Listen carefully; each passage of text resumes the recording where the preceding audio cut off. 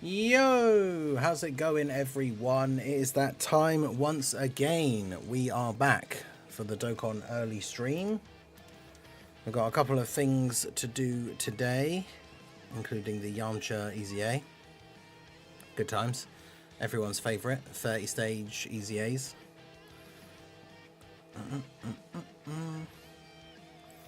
So Tao makes the EZA go quick.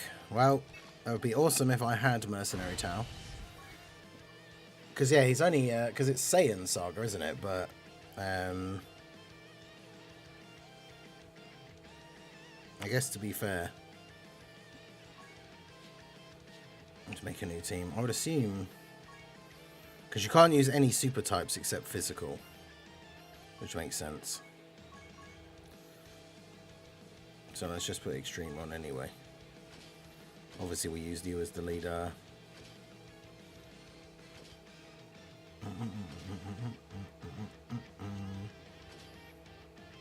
Just chuck those guys all on, I guess. An LR. LR Gogeta friend, though. Okay.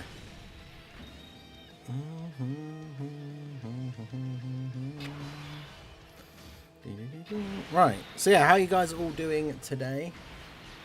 It was so early, but it's still so warm. In fact, I think my fan is like super loud.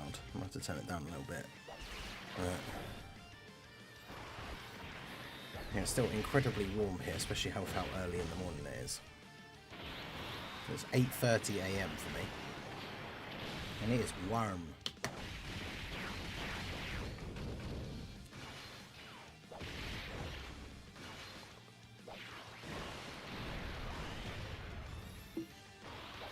Yeah, looking forward to getting this ECA done, and then testing out the Yamcha.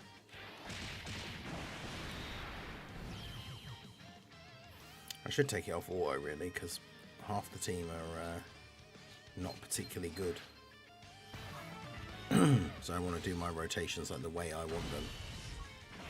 Yeah, finally some content. Yeah, Jaren, how's it going? Dark FE. Warzom, how's it going? Dylan, Anto, Demi. How you guys doing? Alright, let's do this.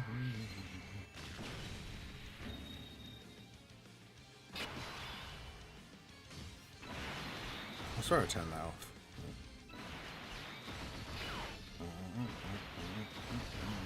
Alright, it's off now. I'm just EZA's hype. Yeah, he seems really, really good. Considering, like, after Tech Kale and Caulifla, Ginyu felt like a bit of a letdown. But...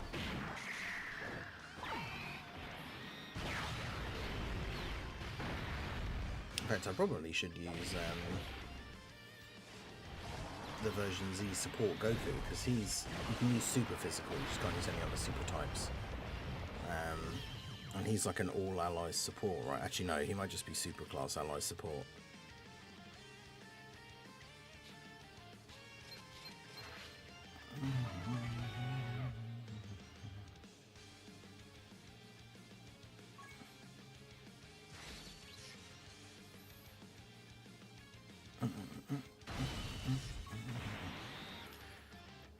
When are you going to do the OST ranking list? Probably never. I barely ever listen to the OSTs of the game, so... Let's do this.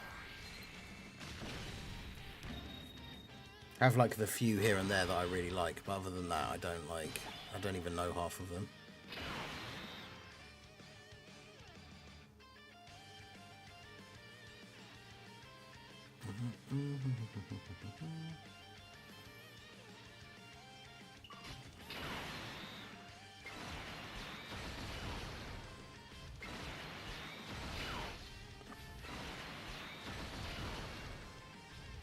It feels like there's got to be a... I mean, to be fair, with some of these ECAs, you can just brute force your way through. Brute force your way through some of these, but... yeah, Big TX, how's it going? Charles... again, you see Night Rain, Shadow Drop, Tard Mode. Yeah, they said about it, but they didn't say when it was coming. And then I literally, when I was setting up the stream, saw the post saying that it's literally just out now. So, After the stream, I will be making a short about it, and then I'll make a video for the second channel as well, which I should pin in the chat.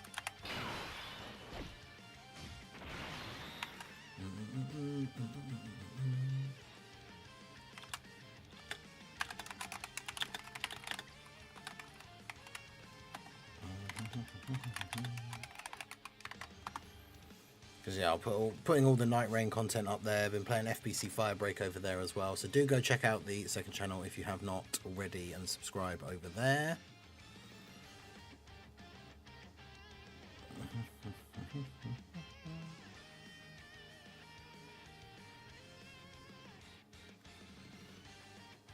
Wow, what a rotation this is.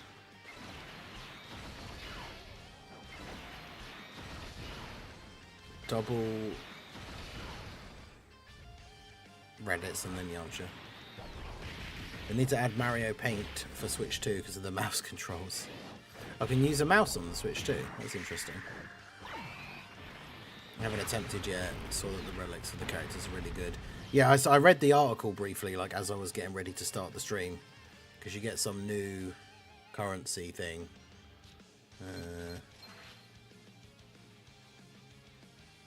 Sulfurin sigils. So yeah, it seems interesting. But yeah, I'll definitely be jumping in to check that out after the stream.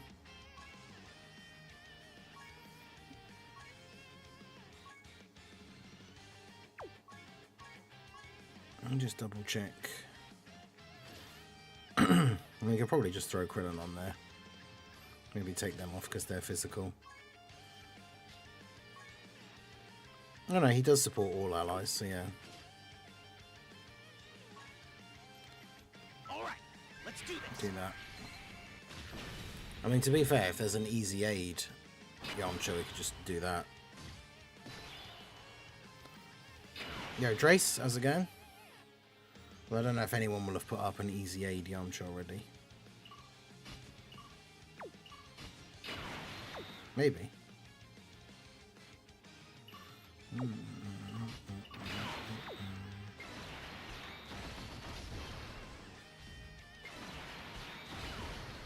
But yeah, we knew about, they mentioned about this like Night Rain boss hard mode thing, but they never said when it was going to come out. So I even made a video yesterday because we had patch notes yesterday, and I mentioned in that video that it was like, oh yeah, we got these patch notes. Still no mention of when the hard mode bosses are going to come out, and then literally the next morning it's like, oh, they're just out now. So definitely be checking that out.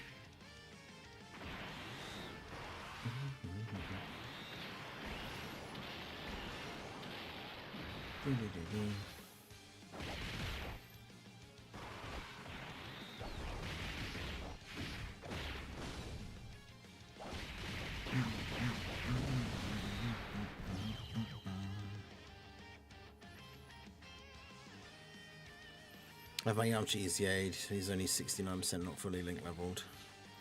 That's right, I think because his EZA is just that good. Although I suppose, yeah, super in units don't do as much damage against the boss, so there's probably not much point using him. Well, all right, let's do this.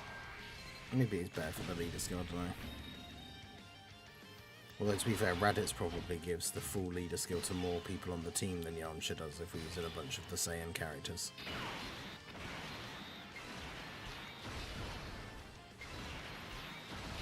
But I mean, this is a good rotation. This is very much a we win this in one turn scenario.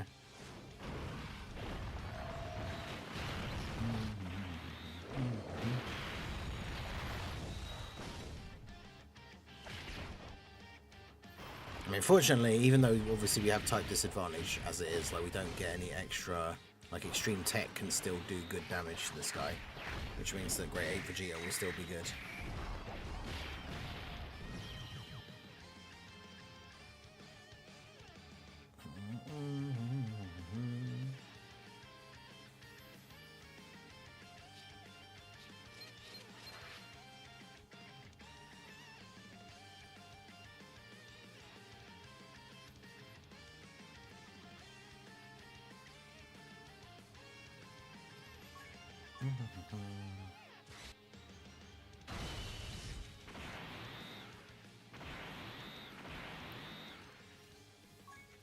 Man, why? I know we say this like every time, but why do they not just make the EZAs 10 stages now? Imagine how good that would be.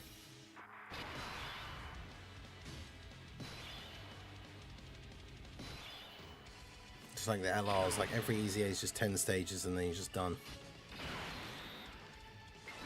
It'd be so good.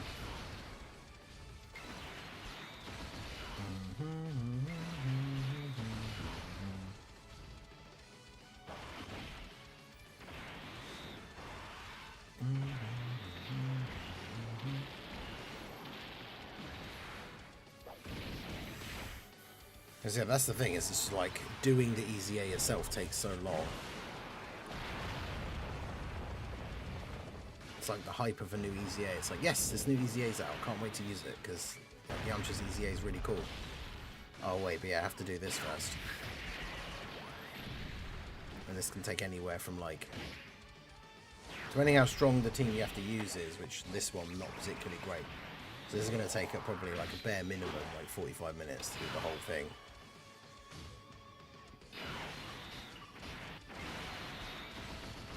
Which is a lot to have to like go through before you actually get to use the unit, because you've already got the unit. It's not even like summoning, so you've already got the unit.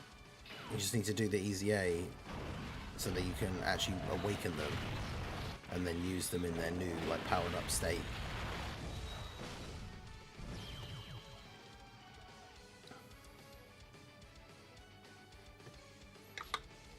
But it takes forever.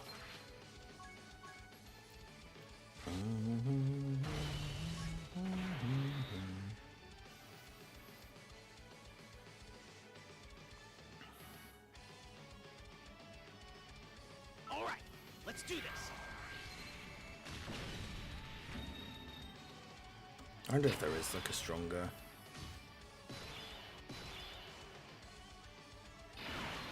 setup that we could use.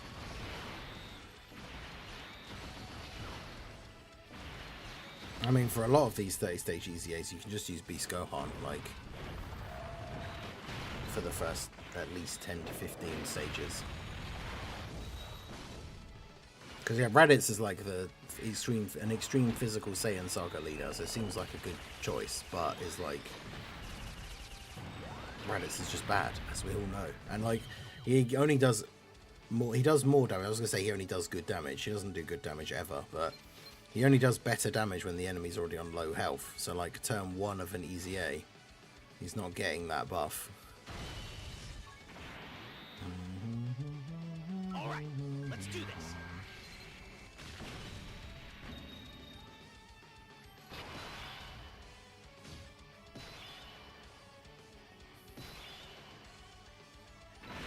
Got no attacks in slot 1 either. I did fall asleep earlier during the EZA. I mean, there you go. Should definitely be sure.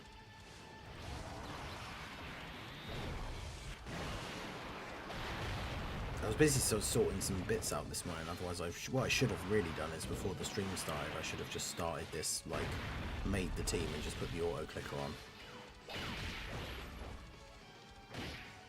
Because I did that when Ginyu's EZA came out. I think it was either a Tuesday or a Friday. And I had to go out, so I just set the auto clicker to start from like stage 1. Went out, had to grab a few bits, and then come back. And by the time I got back, it was on like stage 60.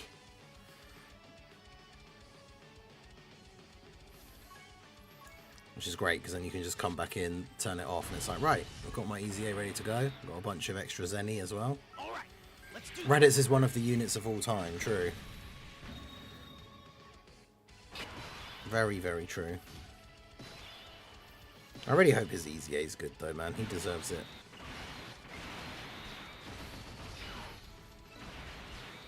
Like, for a unit that had such a terrible release, like, I really hope his EZA is good.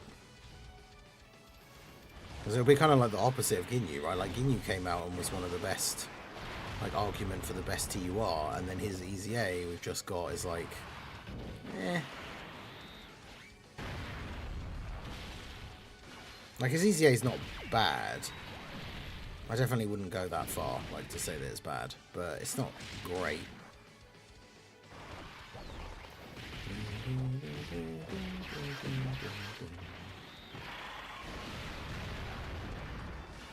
Reddit is a unit. It is a unit, that's it. His EZA will suck. I mean, his track record is obviously not great. Like, there's no reason to think he will get a good EZA. But all we can do is hope. Or cope, I guess.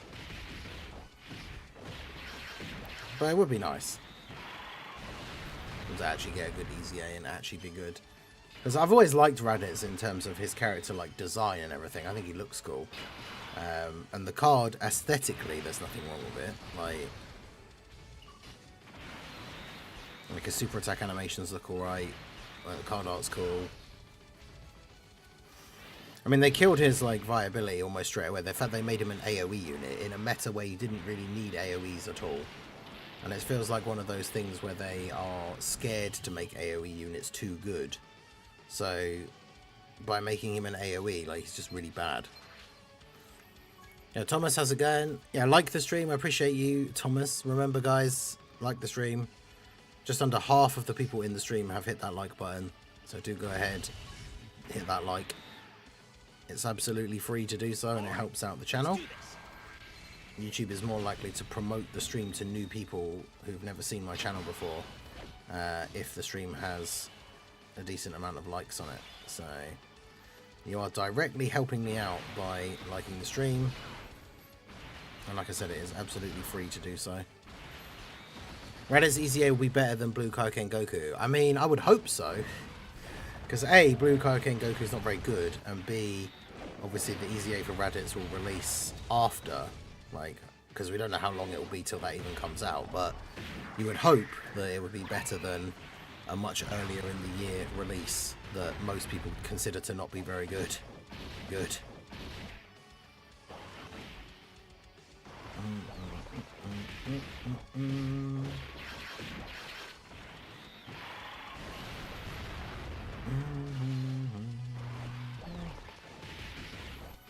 Matsu is afraid.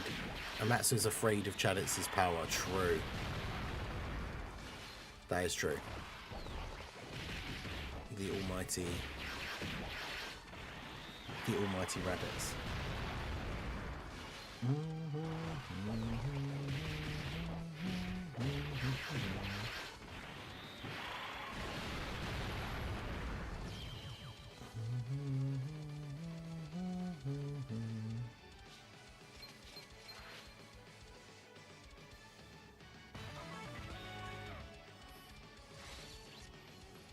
Well, that's 10 seconds, isn't it? We're a third of the way through.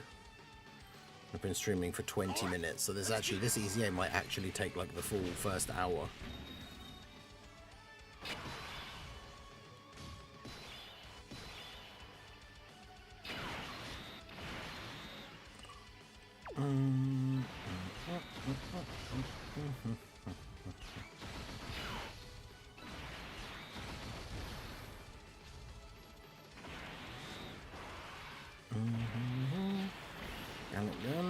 Well, that's the thing we talked about. So Legends has the Saiyan Saga thing as their like part 2.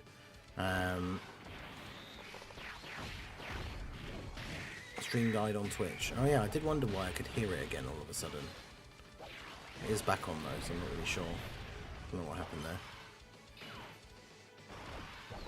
Everything seems okay on my end, so I don't know if it like just dropped out or something.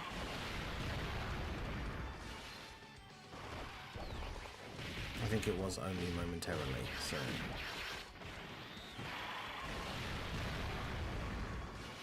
But yeah, hopefully it's good now.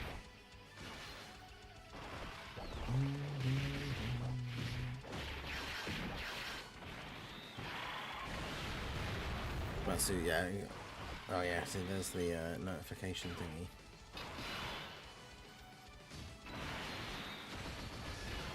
Legends are spot 2 units no one cares about and everyone thinks they're zero hype. Nice work, Legends. But yeah, as I was starting to say, before I saw that message, I was just making sure everything was okay on the Twitch side.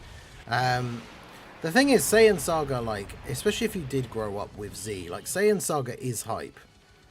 It's just the fact that, like, I guess for a lot of people, it's not as hype as a lot of the really cool Dragon Ball Super stuff, because a lot of people grew up with Z, but even me that grew up with Z, like, once you get to Super Saiyan and Super Saiyan 2 and, like, Majin Vegeta, and then you see some of the movies and stuff like that, like, there's a reason why people think the transformations and, like, some of the movie boss characters and stuff are more hype. And maybe some of it is just the novelty of, like, having the movies and stuff like that. But it's one of those things, like, I will never agree, like, with people saying that Saiyan Saga is not hype, like, at all.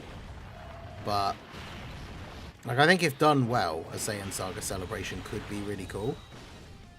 But the problem is, it's one of those things where the category itself needs a lot of work. So you can't just have a celebration where you have, like now, for example, they've made the Earthlings team really good with this celebration. That's what they should do. But you can't have a celebration like with the Scouter Vegeta, where you have, like, a Dokkan Fest, like, Saiyan Saga Goku. And then he has, like, a banner unit Krillin or something. And then the Part 2 LR is... I don't know. Well, maybe he has a banner unit like Kid Gohan, and then the Part 2 LR's like the Z Fighters. It's like Yamcha, Krillin, Tien, and Chaozu. And even if you make them all really good, that's like 3 units. But then the rest of the team isn't all that. Because that's what happened with the Scouter Vegeta celebration. We got Scouter Vegeta, who wasn't even that good anyway. His banner unit was terrible. And then the Part 2 LR, the Gohan and Piccolo, like, they were decent, but they weren't, like, super good. So by the end of that celebration, the Namek Saga team wasn't in any way, shape or form, like, suddenly a really good, super viable team, which is what a celebration like that should do, right? The whole point is that by the end of that celebration, the team should be a strong, viable, like, team.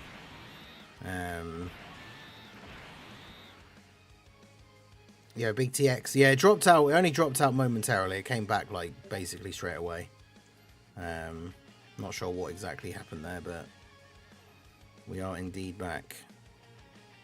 We are so back, as they say. I mean, Pui wasn't an insane banner unit. I know, right? Let's do this. In fact, let's get the where's the screen thingy? Let me actually get the thing up here.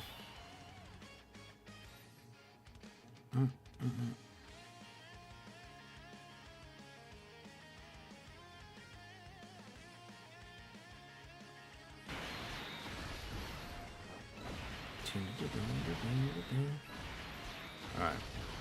Put the auto clicker on for now.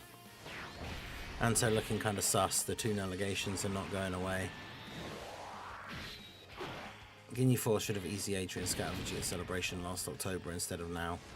Yeah, that would have been really good, because Vegeta's extreme as well. Like, make a proper, like, a full, say, like, extreme Namek Saga team buff.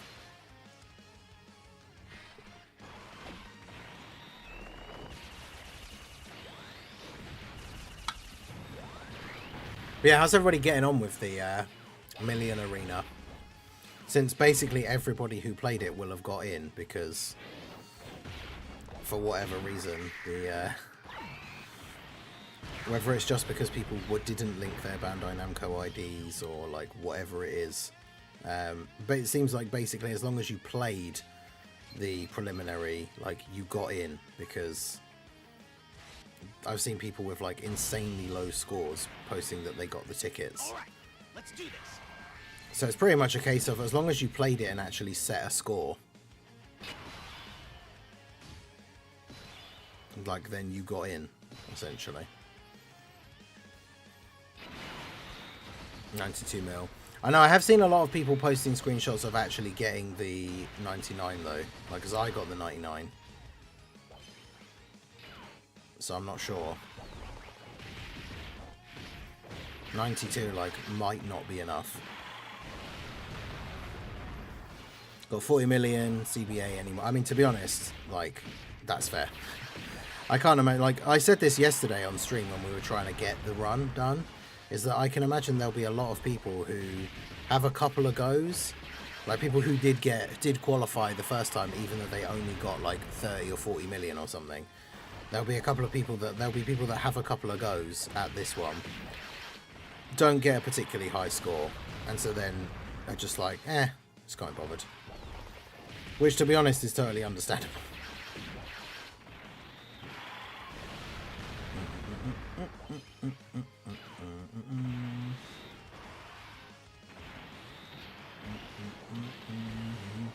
I did 84 million max, no keys left. Damn, so you did the full 200 tries.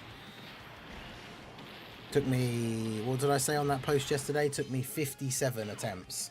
And a lot of those were just load in, see how bad the starting rotation was, and then just quit immediately.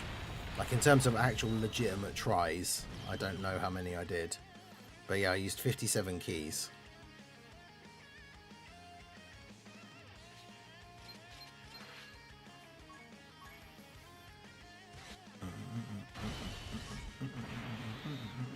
Alright, let's do this.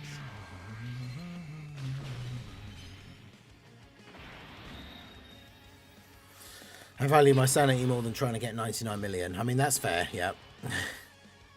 Toon is resetting to get a higher score. He keeps getting 999. Yeah, I mean, I guess the thing is, because like I said, the 999 is like a visual cap. So you are actually doing more damage than that, but you just don't get to see how much damage you do. So, in theory, if you just keep redoing it and keep getting 99999, like each of those attempts, you are actually getting different like scores, but you can't see it. So that's the thing. If he is doing that, like keeps doing it to see if he can get a better one, like you have no way to know.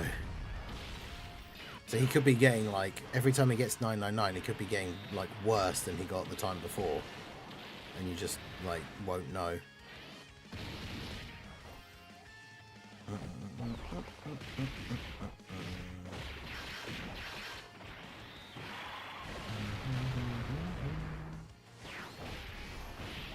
Actually, what I did is I don't have Gohan.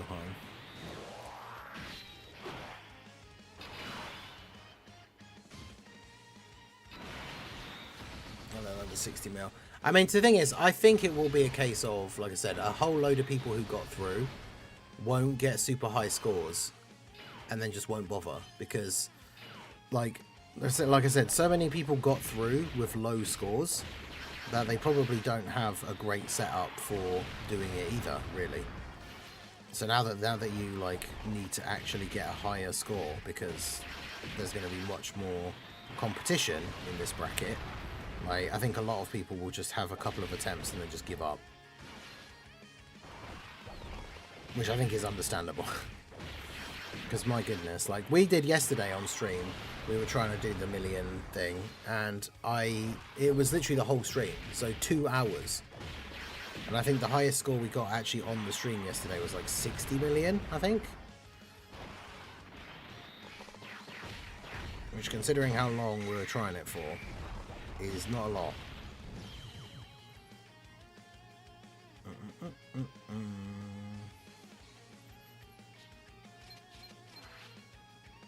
Yeah, the auto clicker putting in work here. We'd love to see it. All right, let's do this. Yeah, wish Yamcha infinitely raised attack. I mean, Yamcha's EZA seems really, really good. So, very much looking forward to actually getting him awakened and trying him out.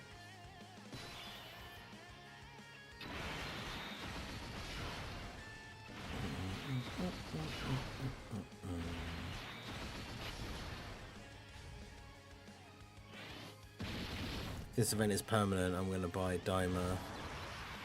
Well, this version won't be permanent, but I'm assuming they'll do another version, like next month or something.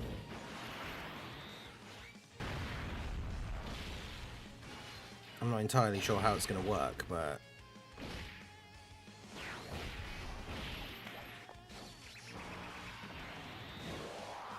yeah, I can only assume that we'll get like, because this one we had the preliminaries, then the semi-final, which is Earthbred Fighters, and then the final, I can't remember what it is.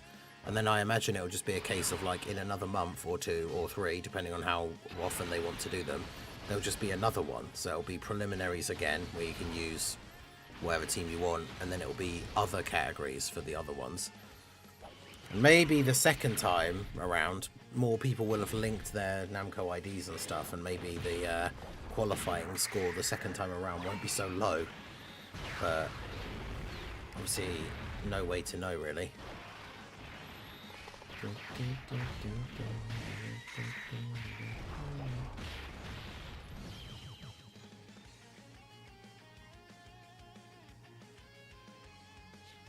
What are we up to now? 16. Takes so long.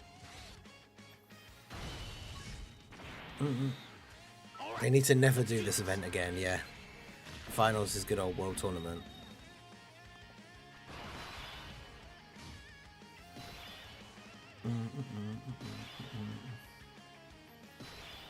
Imagine if GT bosses is the category next time. I mean, as long as they make it so that the enemy that you fight can be attack lowered, then maybe you'd have a chance of at least surviving. Hopefully second time around the event won't be awful. I mean, is there any chance at all that that's possible? Because the thing is, it's still always going to be a nuking style event. So I don't think there's any other way for them to do the event other than the way it already is. Which means it will always be terrible.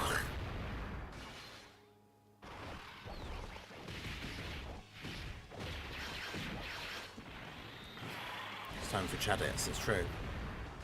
Yeah, this is TN's like active skill, which is, this is a great, like, it sounds like a proper retro like anime. It's a bit like a fighting game type OST. It's great.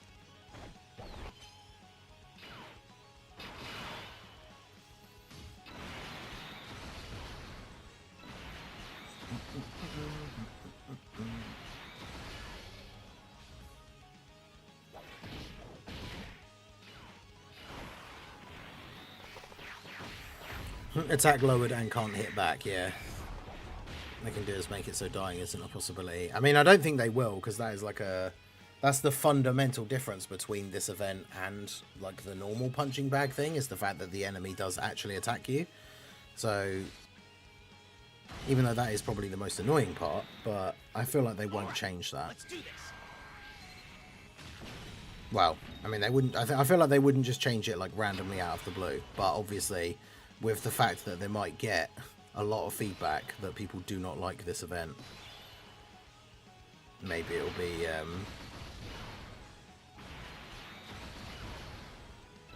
maybe they will actually finally do something. They probably won't like just scrap the whole thing though, that's the thing.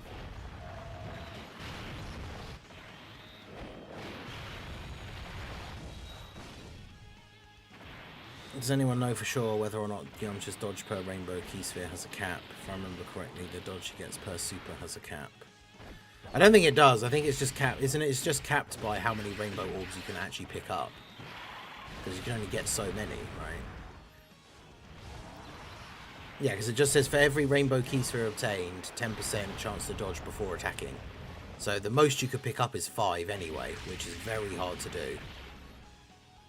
It's almost impossible to pick up 5 rainbow orbs unless the character has like extra key from rainbow orbs as part of their passive. So the most you're realistically going to get with Yamcha is 4. But then yeah, that's an extra 40% chance to dodge before attacking, which is crazy. Where they could have made it better is every week it's a punching bag event with a new category each time with rewards up to 99 million for everyone. I mean, yeah, that is the thing, like, that would be good, but then it wouldn't be the event it is, right? If it was just, because then it is just a punching bag with a weekly reset of missions. Which is not, like I'm saying that that's a bad thing, but that's just like a whole different thing to what this is. Alright, let's do this.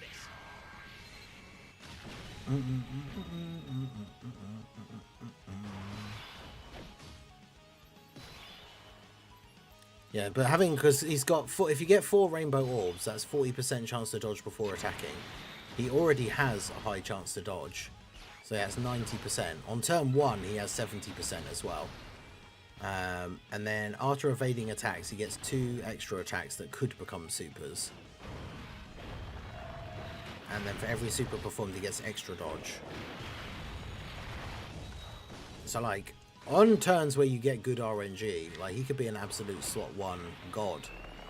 Like, just dodges attacks in slot 1, then does 3 or 4 supers, and then just dodges everything else after that as well. Like, it's going to be very possible to get turns like that with him, which is kind of crazy. Then, of course, you can also get bad RNG, where you get turns where he just doesn't dodge the first attack of the turn and takes loads of damage. Unfortunately, both of them are a possibility. Maybe that's the sign Million Arena is fundamentally flawed. I mean, yeah, I think it's not. I don't think it's a good event at all. As I said before, it's the punching bag event, but just worse. Because not only do you have to constantly reset to try and get the RNG for your rotations to hit the damage, you also have to make sure your rotations are set in such a way that you don't immediately get killed. Because that's the thing, I've had runs where I got like a higher score. I don't think it happened with the 99 million, otherwise I think I would have actually been furious. But I had runs where I got like a new high score, like 60 million for the first time, and then died. So I didn't actually technically like register a new score. And that is infuriating.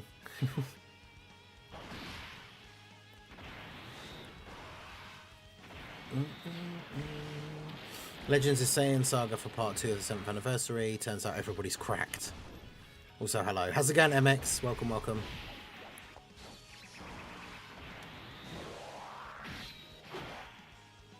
Yeah, I think it's just one of those things that I think no one really likes. I mean, some people out there maybe, if you're a glutton for punishment, I don't know.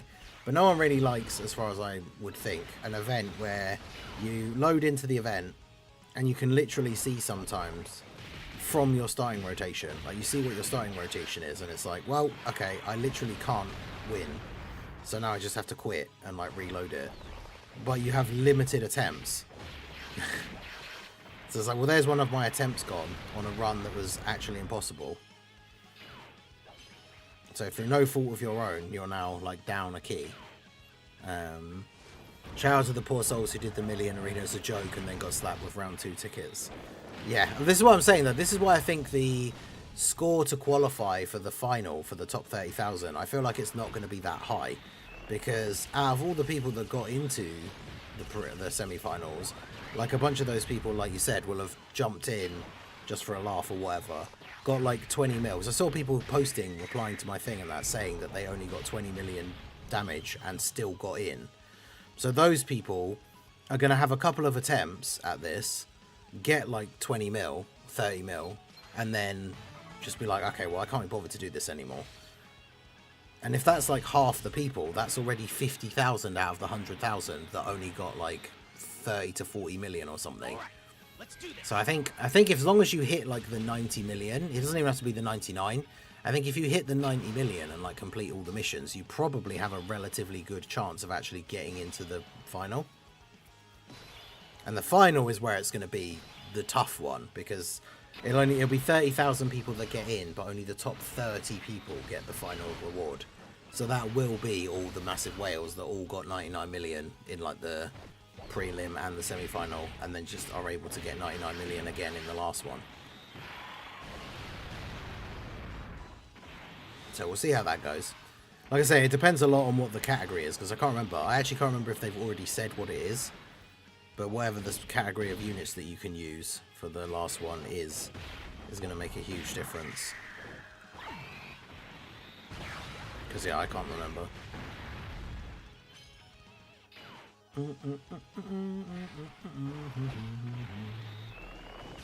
Yeah, this OST's funky, I like it. But yeah, burst mode is 6,000 points. When I saw the most used units, I knew people were taking them. I had no idea what they... Yeah, when you see the most used units list and like the 10th anniversary fusions are on there, who... I guess apart from their leader skill, it's just like, why would you be running them in this event? Like, they're not nuking style characters. Like, they don't do anything in this event.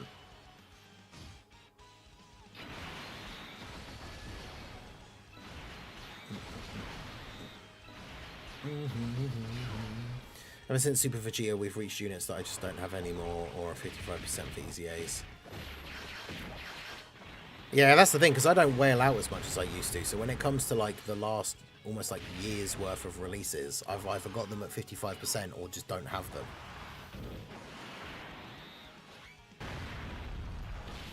I forgot to say, hey Jubbin, how's it going? We haven't done the burst mode yet. I was going to do Yamcha's EZA first, but obviously that takes quite a while.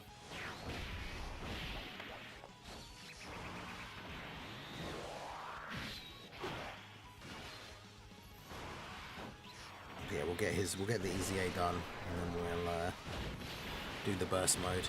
TN EZA, I think it's supposed to be next week. Yeah, it should be interesting. I am looking forward to trying out the new like upgraded Yamcha team, because Yamcha's EZA seems good. But yeah, shout out to everyone who's here for the stream. Make sure you guys hit that like button. Subscribe to the channel if you are new. The hypo for Yamcha change. I mean, even though he has a lot of dodge built in, I would say probably still dodge. He does build up crit to full as well, so he doesn't need any crit. So I would say if you have any crit in his hidden potential, change it to dodge or additional. Because he starts off with a 50% chance to crit, and he can build up another 50%. So basically, once he is fully maxed out, he has guaranteed crits.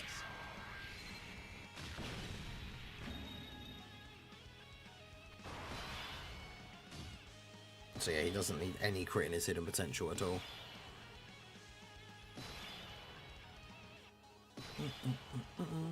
Yeah, dodge I think is good because he gets those extra buffs if he dodges. So additionals are good, but he already has 2 additionals as part of his kit, even though they're only a chance to become supers. So technically he always attacks a minimum of 3 times. And as we said before, like that means for people who don't know, if a unit has a built-in attack in their passive, it means it will roll for their chance to do an additional from the hidden potential twice, because technically it checks for it after every time they attack. So if he's already doing 3 attacks, then he doesn't necessarily have he doesn't necessarily need to have a super high additional chance for him to trigger the additional, because they'll check for it 3 times. So even if his additional is maybe like 10 to 15, that's a 20 to 30% chance, but it gets checked multiple times. And yeah, that's true. You're not going to take Yamcha into any event that cancels dodge, because that's basically how all of his defense works. Yeah, 23 dodge and 11 additional. I would say that's a good Yamcha build. You could run the risk if you wanted to of giving him a little bit less dodge to make the additional a little bit higher, but 11 additional means 22% chance. Which, like we said, gets checked for 3 times. So, well, as long as he dodges, because that's the other thing. He only gets the 2 additional attacks if he dodges an attack first. So if you put him in slot 2 or 3, he launches 1 additional attack. That'd be really good, actually, against an AoE enemy if he's in slot 2 or 3. He would actually have 3 additional attacks from his passive, because he would launch 2 additional attacks because he's already evaded, and then he would launch an additional attack because he's in slot 2 or 3. So against an AoE boss, if you get the hidden potential as well, Yamcha could super like 5 times. And considering I need to do the giant ape, like Kid Goku, I still need to do the Earthlings mission for that. So I was waiting for Yamcha's EZA to be done, so that we could use him on the team. Or use him as the leader even for the team. And so that's going to actually be really useful, because depending on which slot we put him in against the giant ape, if the giant ape's doing an AoE before he attacks, we could put him in slot 2 and he's going to do so many attacks in that turn. That'd be awesome. When you use the auto clicker, yeah, it does get a bit warm.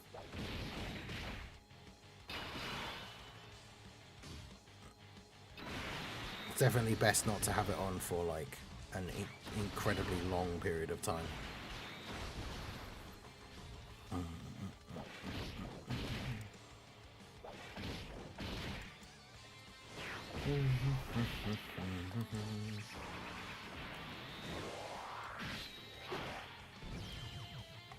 Yeah, I think full additional isn't necessary. I think 15 is maybe the highest you need to go. 15 to 20 maybe. I wouldn't go much higher. Like, I wouldn't go like what we call full additional, where with like equips and all that stuff you can get to like 25 or higher. I wouldn't go that high. Yeah, I'm not going for the highest score for burst mode, saying Saga is too bad. Yeah, what's the because what are the typing options? Because I'm assuming one of them will include int, so you can use Yamcha EZA.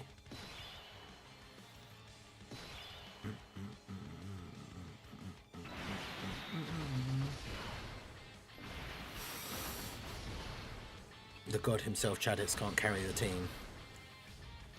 I mean, he should be able to, right? Chaditz the Incredible. He should be hard carrying the entire run. Int and physical is the highest. Okay, yeah, I was gonna say that's probably the best option as well. Yamcha, version C, Goku, Krillin,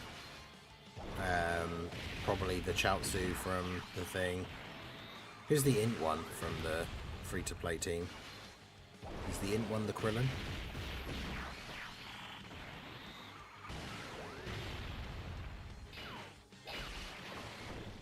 But yeah, the problem is obviously going for the 6,000 points is fine. It's if you want to try and get like a really high score or have like all the modifiers on or something, is when it's going to be painful, I would imagine. Raditz is the key to beating every event. That is true. Yeah, Krillin is the in one.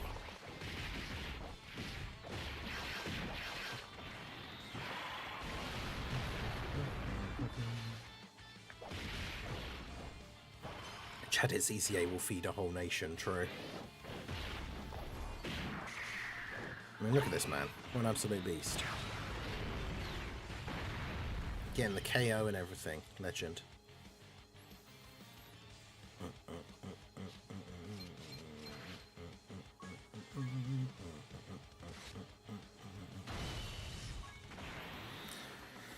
Stage 25. We've only got 5 stages to go. Like I say, we've got 11 minutes time when I've been live for an hour, so it's almost taken the. This is why everyone loves 30-stage EZAs. It's taken like a whole hour to do it. But shout out to everyone who's in the stream that came out for the EZA. Make sure you hit that like button if you have not already. Got about, well, actually it's less than half the people in the stream have liked the stream. So do hit that like button. It helps out the channel. 6,880 is the highest if you don't attempt Saiyan Saga. Okay. Hey, Tala, how's it going, my dude? How are we all this morning? Yeah, doing okay. I'm happy Charlotte is in Sparking Zero now, give me him in Dokkan, yep. I can't believe there was that brief period where, because of that Japanese Dokkan player explaining in a post why that Tao, like, hint could have been Charlotte, and then everyone kind of jumped on it. Me included. Probably just because that would be a much more hype release for me than Tao was. And then it's like, we didn't get it. And then literally like 2 weeks later or something, they announced that he's coming to Sparking. Like, why did they not put him in Dokkan right until now? Because isn't that one of the whole big things of their like anniversary thing, is that they're doing a bunch of collaborations? Because they did the figure as well. The Dragon Ball like physical card game got Charlotte and Giblet cards. Like, they've done a crossover with loads of different Dragon Ball stuff, but just not Dokkan. Which is crazy. This is where I fell asleep. Yeah, the new LRTN is very, very good, especially on the Tau team. Like, those 2 new units are very good. Earthlings is a very good and very strong team now as well.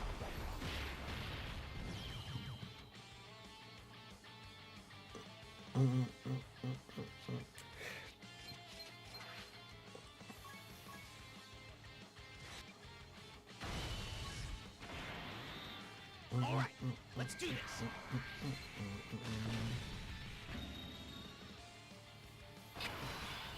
But yeah, shout out to everyone who's here. Charlotte will never be in Dokkan. Dokkan don't want to pay Kagi the money to do voice work.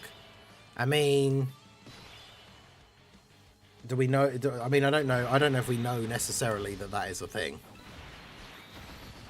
And besides, I don't know how they do, like, I don't know how they license the stuff when they get voiced characters anyway, because surely, like, they would just use lines from Legends. Also, I would say Dokkan and Legends aren't in direct competition. Like, loads of people play both. Dokkan is a single-player game. There's, like, turn-based, very slow. Like, you can literally play out one rotation and then put your phone down for, like, 20 minutes if you want. Whereas Legends is a PvP. Fast, like once you jump into a game, that's it. You're like, you have to be paying attention and tapping the screen constantly until you're done with the fight. Like, they're two very different games, and they're both, like, even though they're made by different developers, they're both owned by and produced by Bandai Namco. So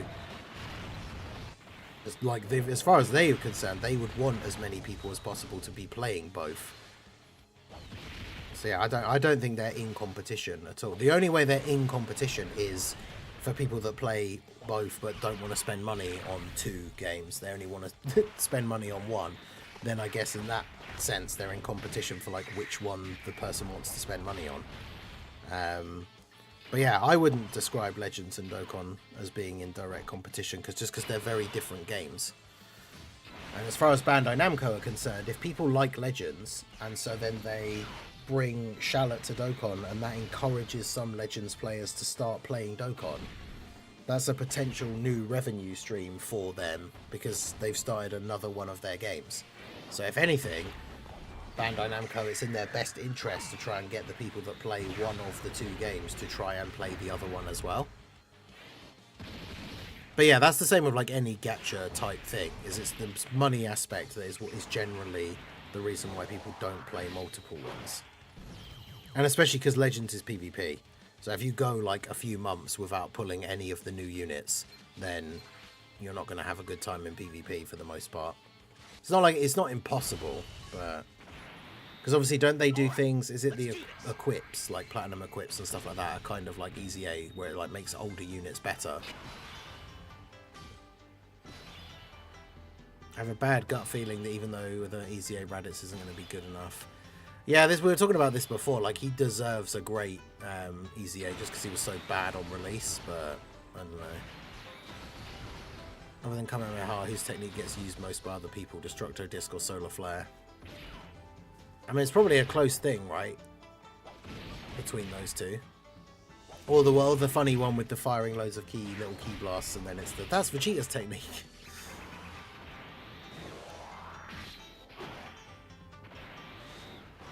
Just pull a hearts and make it JP only. Yeah, he just has the JP voice. But then in theory, wouldn't that be the exact same problem, where they just have to be paying the Japanese voice actor for Shallot? So either way, like, if they put him in the game, they've got to pay somebody for the voice, right?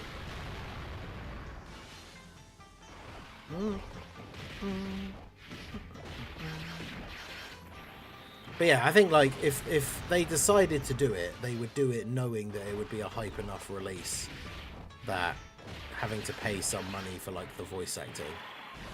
Which, again, I don't know how that works, because when they take characters from other games, don't they just use clips from the games a lot of the time? They don't necessarily pay the voice actors to record new lines. Sometimes they do, right? Because wasn't it the Budo? I can't remember. Wasn't there a unit that came out for, like, one of the anniversaries or something? Or was it Physical God Goku, where, like, the line was actually re-recorded? Yeah, I will not let you destroy my world thing. I can't remember if it was that.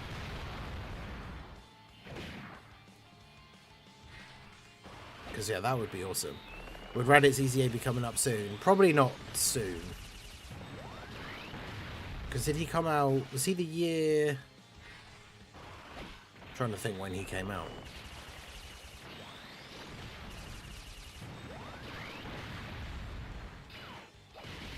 Vegeta, Cell and Frieza disc adjacent. LR Gamma's had a re-recording. Yeah, so they do it sometimes, but... Yeah, I think it just depends what it is.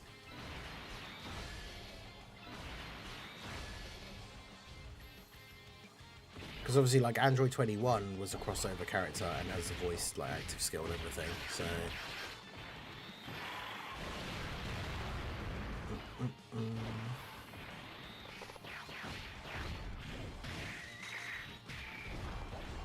The fool versus you moron, yeah. You fool. You say that, but I think Emoji, Vegeta, and Raditz were EZA this year. Yeah, I just couldn't remember when they came out. I think it could be this year. Emoji, Vegeta, EZA could be really good as well, although it depends because there isn't currently a good meta relevant like Trunks. So, like, what Trunks are you running on the team to get Majin Vegeta's intro? All right, let's do this. That's the problem. Raditz was the Dokkan Fest after Majin Vegeta, and Ginyu's EZA is like a whole year ahead of Raditz. Yeah, okay. So, probably going to be a while then, I would think.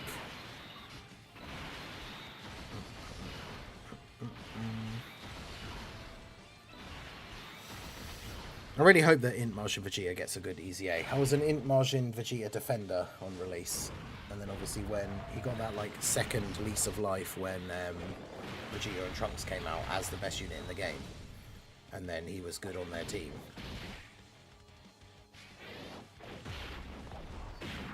Super Trunks. Yeah, Super Trunks is terrible. Also, Super Trunks needs Android / Cell Saga characters, and Majin Vegeta is a Wu Saga character, so...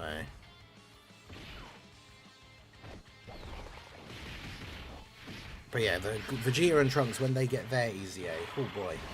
That could be this year as well. That'll be crazy.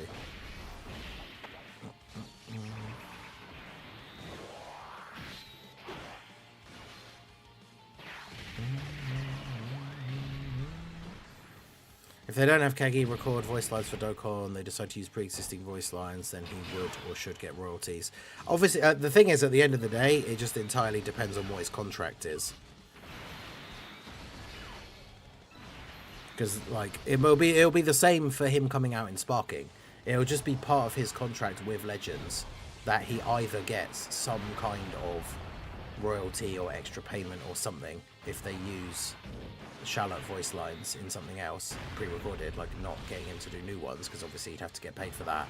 But we never know, like with some of these big companies, like his contract could literally say, like, if we use these voice lines anywhere else, like, tough, like by signing the contract you give us like all rights to use these things like anywhere, which sounds harsh, but that is the thing that like big companies do. So once you've recorded a thing for them, it's like, we own the rights to this. Like, no, you never know.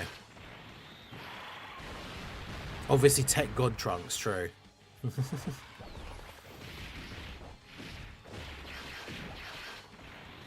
If anything, they just need to make... Because teams need better slot 1 units most of the time. So, make Majin Vegeta, like, actually really, really good in slot 1. And then we're talking.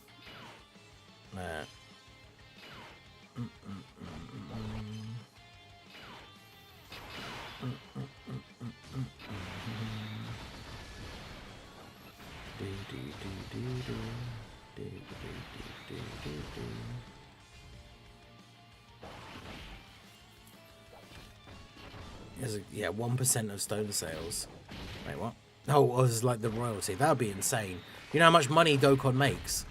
Like, do you know how much 1% actually is of how much money Dokkan makes? That would be an insane amount of money. That would be crazy. If it was actually going to be like percentage of stone sales, it would have to be like, it would be like 0.0 something, I would imagine.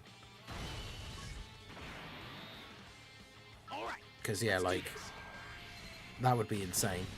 The amount of money that you would make from having a percentage of like Dokkan sales as like a royalty. Oh boy. Be rolling in it.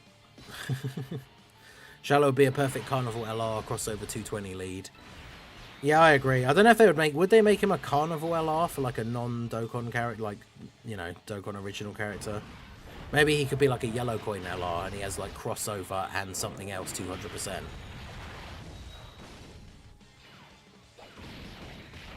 Imagine if they just made him like crossover and pure Saiyans. That would be insane.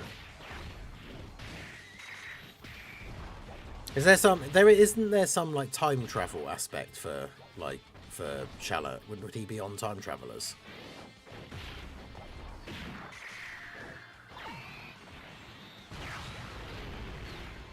I can't remember if that is like part of his lore.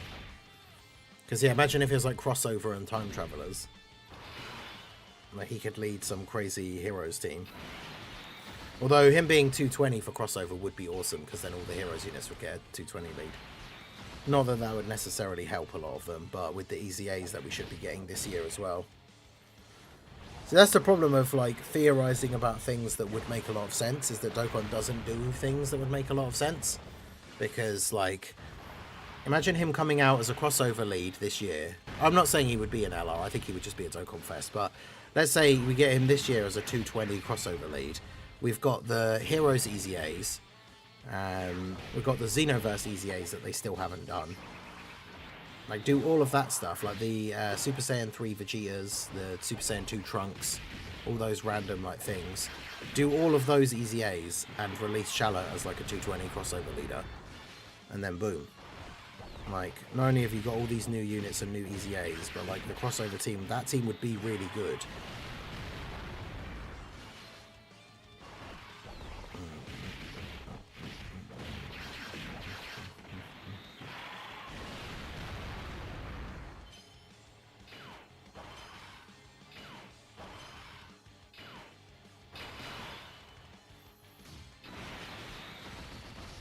But, as I say, unfortunately, that would make too much sense. He isn't on Time Travelers. Okay.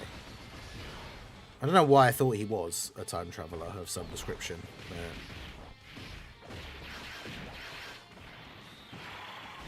But like I said, I don't really know the Legends, like, story and lore, so... Yeah, Shala and Giblet that fuse into Shala. I hate the fact that their fusion name is literally just the exact same name, but with an E instead of an O. So, like, when you hear people say it, it just sounds like they're saying the same name again.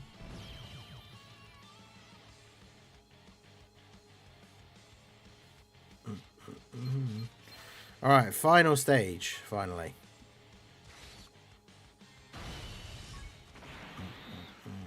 Alright, let's do this.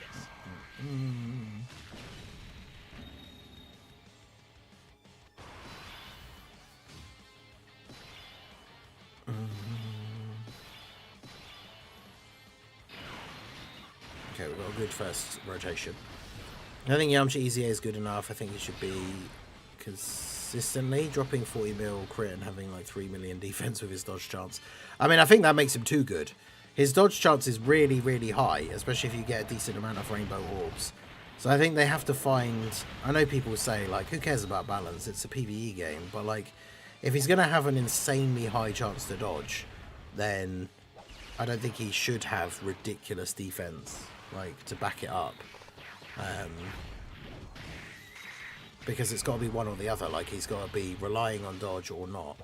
I mean, ideally, you want the defense to be high enough that if he doesn't dodge, he at least tanks normals.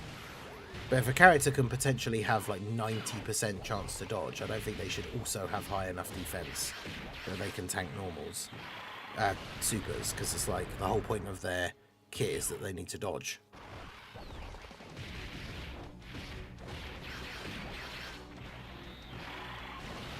And then I think it's one of those things where, like... Yeah, but I think it's one of those things for, like, unit variation. Like, we have events that cancel dodge, so he's not good in those events. But, like, not every unit should be, like, good in every single event. So if you're doing an event that disables dodge, you just can't use Yamcha. Like... And it just is what it is. Like... Personally, I think that's fine.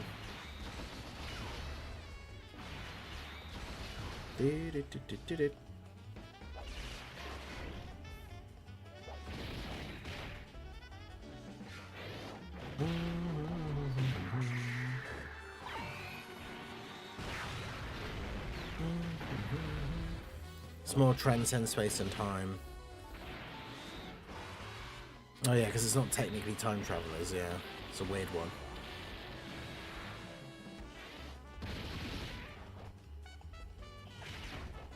Tech KFC is pretty much good in every event.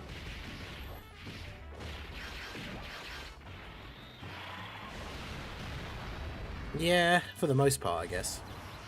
But that's the thing, I think sometimes when we get units that are that good, I guess you could make the argument that they should always be. But like when we get units that good, I guess the problem is then having the expectation that like all units going forward, like they're always all going to be like that, right? I'm going to turn the auto clicker off now because it's the last stage and this should be the last turn.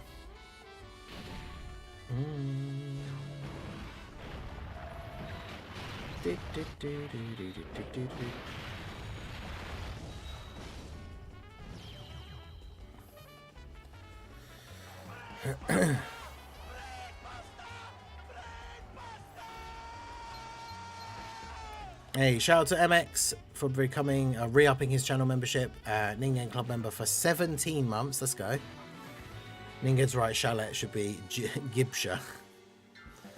Wouldn't it just be the same thing though? Because it'd be Giblot, because it's Shallot, right? So it'd just be like Giblot.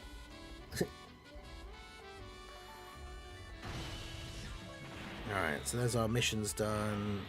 Let's go ahead and awaken Yamcha.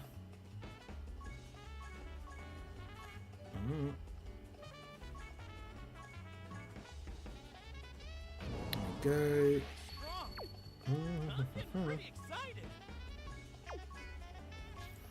Don't have a spare one, do I? Right. Got 50 of these.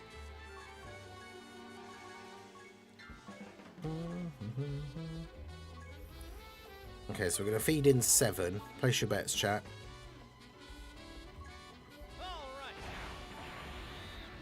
Got 1. Let's go. That's why I don't even bother. Like, if we need to give 5 SA levels, I don't bother just putting in 5, because they're never all going to work.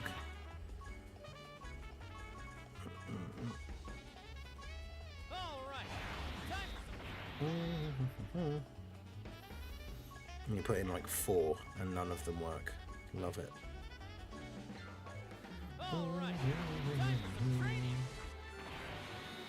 Bro, come on. Oh,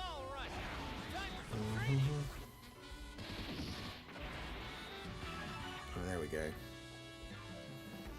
Oh yeah, I forgot all that time I should have been putting in the last couple of these so we actually got to max level.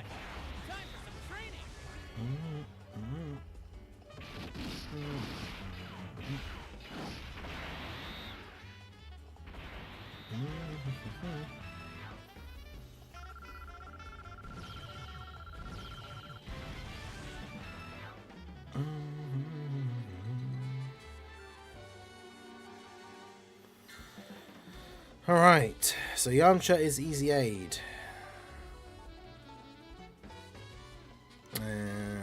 Let me check mine's hidden potential.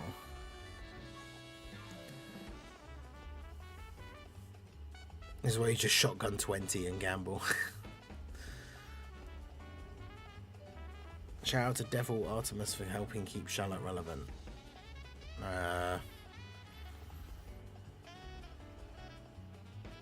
I do not understand that reference. It's an opposite Captain America moment. I don't get that reference.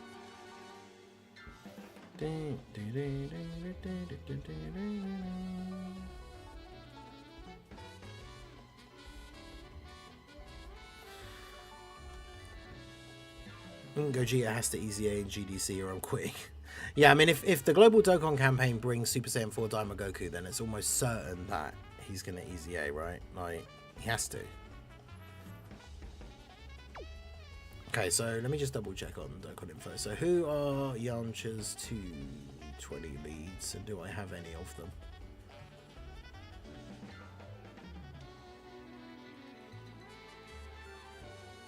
Only Tao, who I don't have, so I guess we'll just do a double Yamcha team then.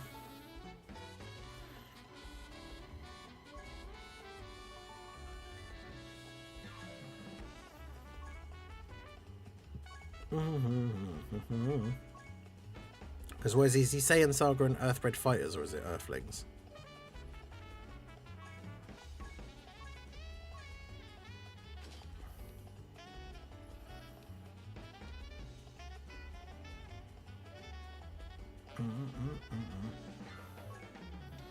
Yeah, Earthbred Fighters, and then it's Earthlings or Turtle School.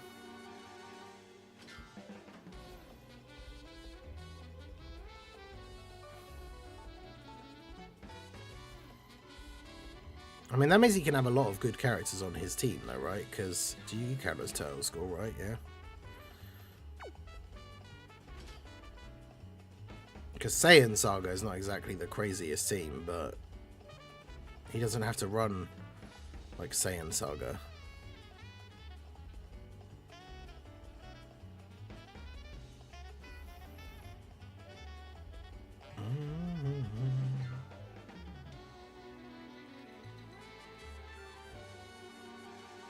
Although a big thing for him is obviously going to be links. He's not going to link super well with a lot of... I mean, Path to Power Kid Goku's on there as well. Although he's not on Turtle School yet, is he?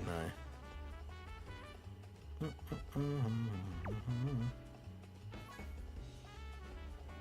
That's alright, he'll be fine with just the 170 lead, I think.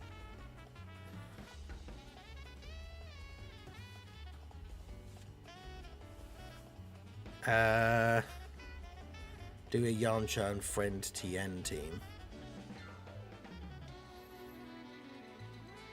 I could do, but like by using a Friend Yamcha means we get to have a Yamcha on both rotations, so we get to see more Yamcha, which is, I guess, the point of the showcase.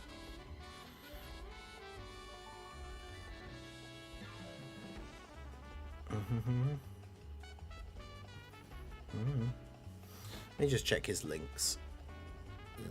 Link partners.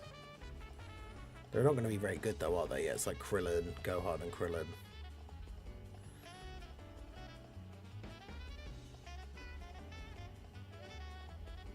Random Ultimate Gohans. Yeah. Yeah, I think he's never going to have like great link setups. So...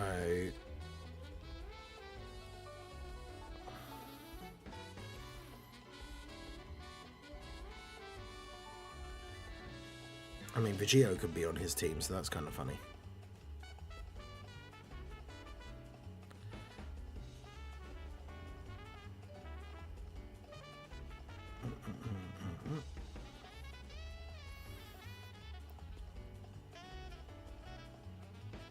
I forgot Yamcha can activate Path to Power Kid Goku's unit super, yep. Yeah, he has the 220 from Tao, but I don't have Tao, so... I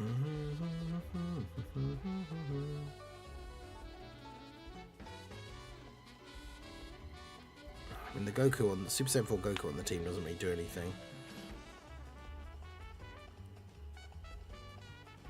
I mean, the fact that both of these guys can be run on the team because they'll be on Earthbred Fighters and Turtle School is kind of hilarious. Now, ideally, I just want another, like, support.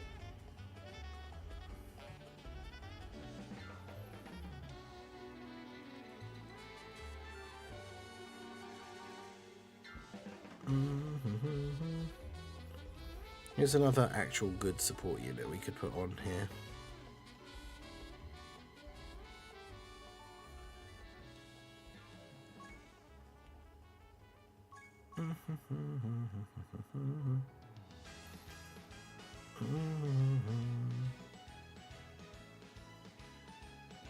I think Bulma, because Bulma's a little bit too risky for some of the difficult stuff at the moment.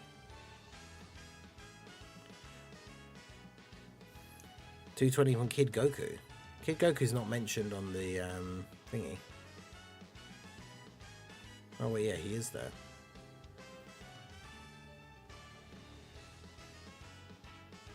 Earthbred Fighters. Wait, is he on Dragon Ball Seekers? Yeah, no, so he doesn't get the 220 from Kid Goku.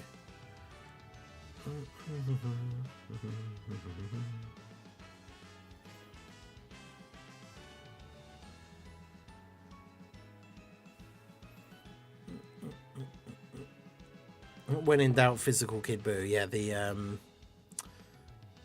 Dokkan World Special.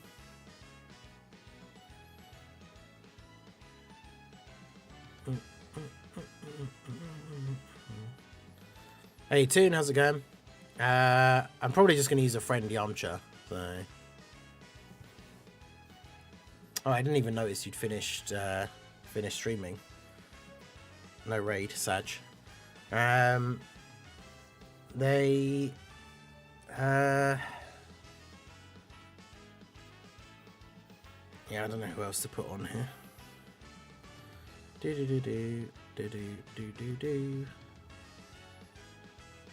Dokkan Info lied to me. Well, the problem is, it shows it under the 200 plus because he gives 200% HP and then 170 attack and defense to Earthbred fighters. So it will show every Earthbred fighter as being a 200 plus for that Kid Goku, even though he technically isn't getting the rest of the leader skill. It's really annoying that Dokkan Info like does it like that because they have no way to know. Like, it has no way to differentiate it because that leader skill just gives 200%.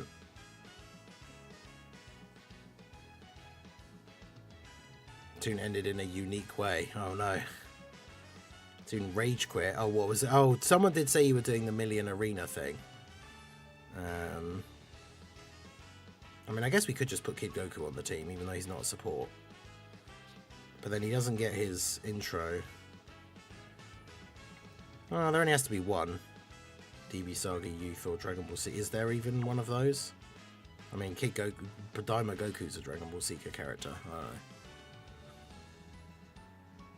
Although that Kid Goku isn't on Turtle School, so he doesn't get the full leader skill. That's why the design of that Kid Goku is so annoying.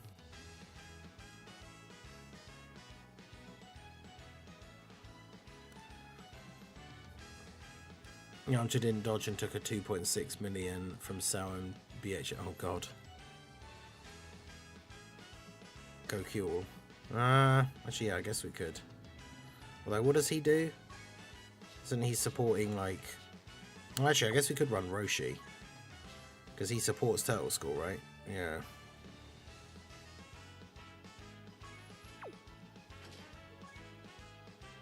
Alright, let's do this.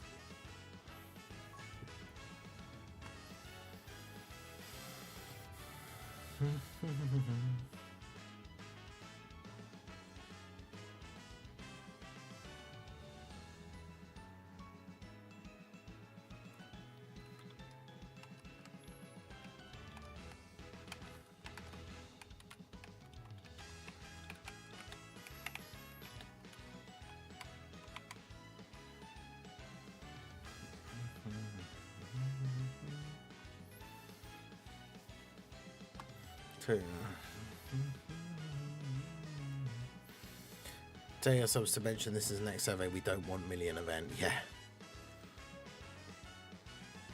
Yeah, I finally managed to get the top score last time, or yesterday. Like I said, I think enough people will have got low score because so many people qualified. I think a lot of people will have got low scores in this second one and then just given up. So I think if you've got the 99 million, I feel like you're probably safe for being into the final. But I can't know that for sure, obviously, so I don't know.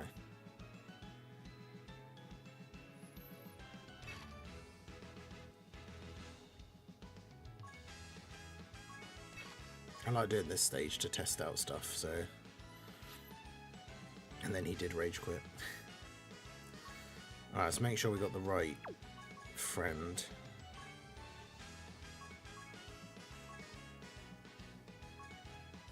Oh, he's Dark FV because he's rainbowed.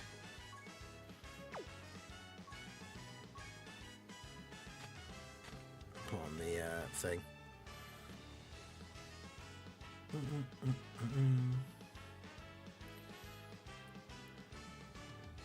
We love million resets.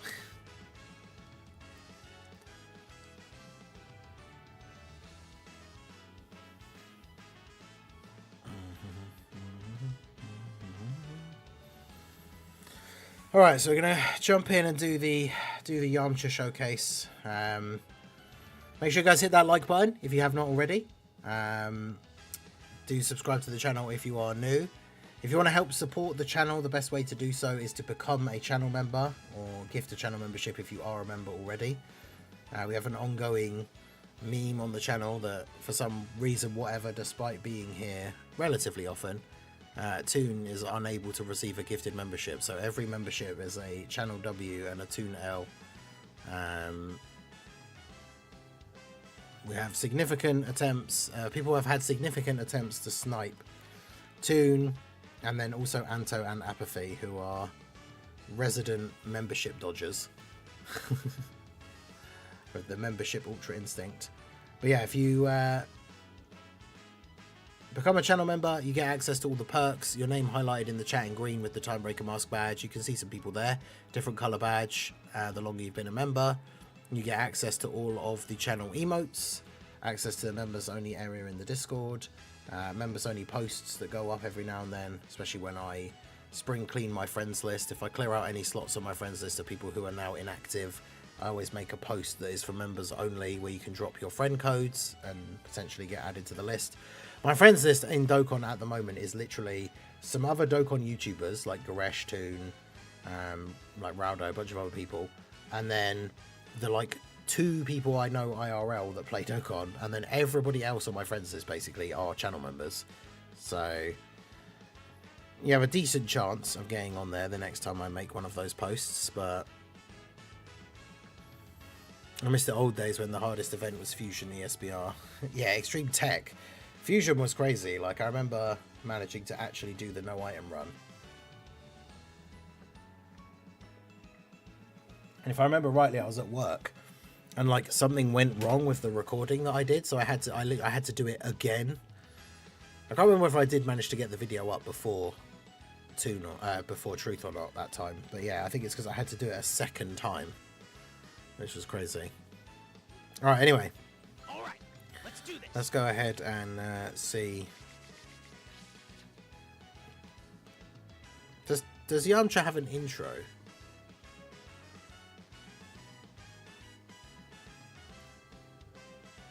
Yeah, okay. So we're going to make sure that's on.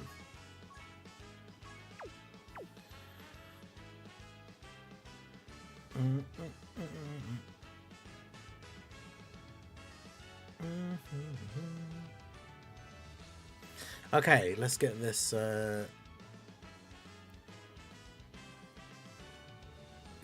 show on the road, shall we?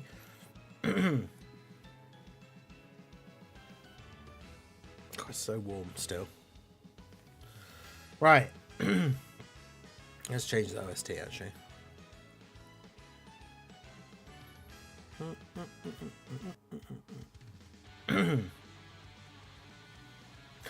Hey guys, Marsingan here, bringing you a Dragon Ball Z Dokkan battle video. And so we just finished doing Yamcha's 30-stage EZA, everyone's favourite events. And we now have our boy EZA'd. We're going to jump in and check him out. We're going to run his team, so double Yamcha leads. That means we can have a Yamcha on both rotations and get a decent amount of play time with him. He does have an entrance animation, so we've got the intros turned on. Daima Goku, being a Dragon Ball Seeker, is on his full leader skill, which is pretty good, because he obviously provides that multi-turn support with his super attack. I do love that effect as well, like the rock going past the eye and then it's blue. So good. Alright, here's our boy Yamcha. Let me at him. Come on, let's do this. Alright, so yeah, because like the 10-year fusions are both on his leader skill. Alright, so Yamcha, his leader skill is Earthbred Fighters or Saiyan Saga, 3 key 170, additional 1 key and 30% for Earthlings or Turtle School, so it'll be 200% stats and 4 key. Both of the anniversary LRs, because they include Goku, are Earthbred Fighters and Turtle School, which is kind of crazy. I think I said Dragon Ball Seekers at the beginning, I meant Turtle School, because the Daima Goku's on Turtle School. His super attack is now greatly raise attack and defense for 1 turn, immense damage and a high chance to stun. I think he only raised attack before EZA, so that is significantly better. We get the entrance animation. All you need is 1 other Earthbred fighter character on the team, which is really easy to do. He gets an extra 20% chance to dodge for 1 turn, and he gets 3 key and 200% attack and defense for 5 turns. Then his basic effects are 3 key, attack and defense 200%, high chance to crit, high chance to dodge, gets an additional attack that has a great chance to become a super. Then he randomly changes key spheres of a certain type, int excluded, to rainbow. So he makes rainbow orbs. For every rainbow orb he picks up, he gets 40% defense and 10% dodge before attacking. So if you can pick up a bunch of rainbow orbs of him, he's like a slot 1 dodging character. For every attack performed, he gets 40% attack and defense up to 200 and 10% crit up to 50. So 5 attacks. That 50% crit, coupled with his high chance to crit in his base passive, means he would have a 100% chance to crit once he's attacked 5 times, which is pretty good. And then after dodging an attack, he gets 2 additional attacks, each of which has a high chance to become a super. So you put him in slot 1, get a bunch of rainbow orbs, he dodges, he already has an attack chance in his passive that can become a super. So then he's getting 3 additionals that have varying chances to be supers. Then you could get the hidden potential. So he could attack 5 times in one turn. And then if you put him in slot 2 or 3, he gets 1 additional attack that has a high chance to become a super. So in theory, if you're fighting an AoE boss, you could put him in slot 2, he dodges the AoE, and then he gets that extra buff from the having dodged an attack, and then the buff from being in slot 2. He could get like 6 attacks in one turn if he dodges an AoE, which is kind of crazy. And then lastly, for every super attack performed, chance of evading 10% within the turn. So basically, he's got base dodge 50%. When you pick up a bunch of rainbow orbs, that gives him extra dodge in slot 1. Then he attacks, which gives him extra dodge, but only from the supers, not the extra attacks. So if all of his additionals from his passive are all only just normals, then he only has a 50% chance to dodge, apart from on turn 1, where he has the extra 20%. So all of that adds up to quite a lot. And if we're able to get 3 rainbow orbs, which we are, this means that here in slot 1, he actually has a 100% chance to dodge now before attacking. And then he's not getting attacked afterwards anyway. So let's have a look. His start of turn defense is 415k, which isn't terrible. The only other thing to really note is that he doesn't get any defense for like getting hit or anything. So that 415k defense, that's it, right? Until he does his super and does the greatly raise. And then obviously each attack performed, he's building up his stats as well. So to be fair, he actually should build up fully in one turn, right? Because for every attack performed, he needs to attack 5 times. He's going to do 5 attacks. As long as he dodges one of these attacks in slot 1, which he will, because he has a 100% chance to dodge. So he will do 5 attacks this turn. It just depends on whether they're supers or not. So we'll see how we get on. So he starts off at 7 million, which obviously is quite low. But then he jumps up to 10. So that's the second attack, and that was a super. That's the one from his passive that is a great chance. So that's the more likely one. Now we have the 2 additionals that he gets from dodging an attack. So the first one was a normal. The second one is a super. Okay, so he jumps up to 18. So that's what, 35 million attacks, that worth of attacks so far. And then yeah, he didn't get the hidden potential. So 4 attacks, 3 supers. So he's almost fully built up already. It's pretty good. We'll have to see what his start of turn defense is for the next turn. And then we're going to have Daima Goku attacking slot 3 here. But yeah, by attacking like 4 times, he supered 3 times. So on turn 1, because he gets that extra 20% for one turn, as long as he supers 3 times, he goes back up to having a 100% chance to dodge, which is pretty good. Well, I was going to say, Daima Goku gets extra dodge chance on turn 1, but then didn't dodge. Takes double-digit damage, though, so that's fine. And then dodges the normal, of course. Alright, I've got Roshi on the team for the Turtle School support. Mine's only 50%, so I don't know if that's the greatest idea, but we'll see how we go. Also, I guess technically, Yamcha's active skill also counts as him attacking for building up that part of his passive. We can only get 1 rainbow orb here now, though, so he's going to have an 80% chance to dodge.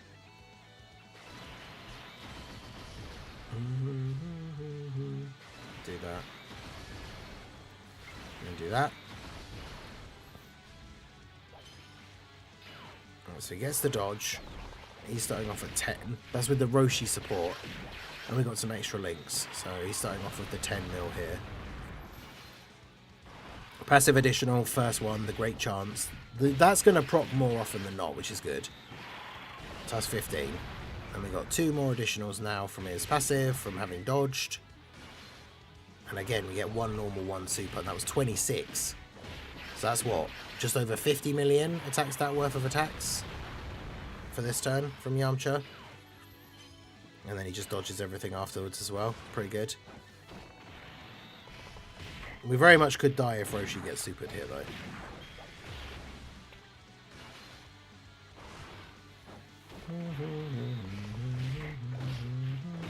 Hopefully if he gets off a couple of attacks, though.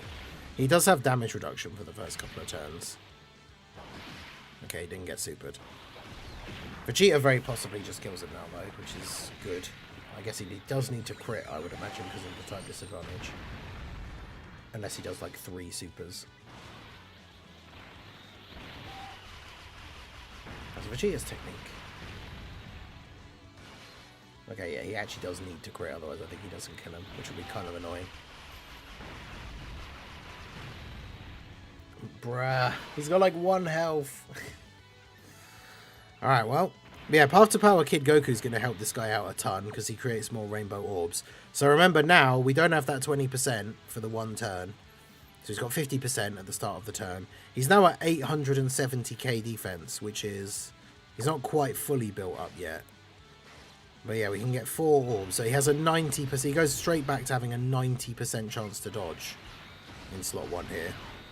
And then we just need the 5 orbs for Kid Goku. So now we've got the support and some extra damage reduction as well. And we're at 19 mil. But yeah, that's the annoying thing about him surviving with the tiny sliver of health, is it means Yamcha only gets to attack once, when he was obviously potentially going to be able to attack like 5 times. Which is always the bad thing about when you have characters that need to attack multiple times to build up, and then they don't get to attack multiple times. Yeah, see, this one's at 1.16 million now on this turn. And we can get 4 rainbow orbs again. I mean, that's the thing. When you can get the rainbow orbs, it's going to be looking real good for Yamcha with that 90% chance to dodge in slot 1.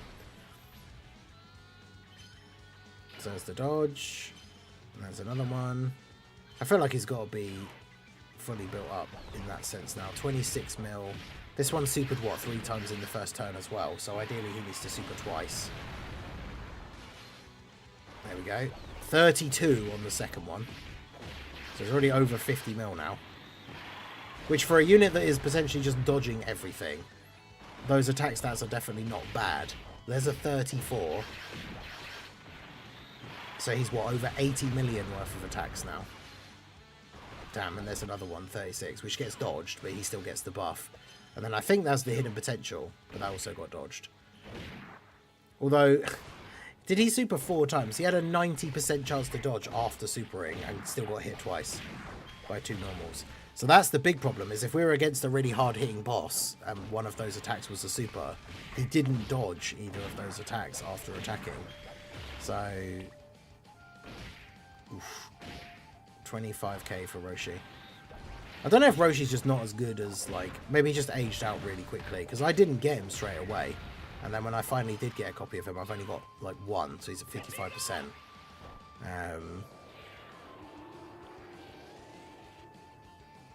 But yeah, he's not super impressive. He's basically just here for the Turtle School support. Yeah, I get it.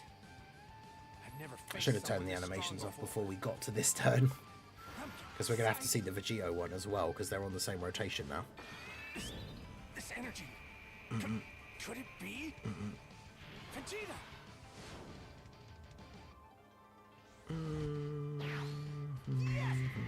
I knew it with you. Kakarot. Okay.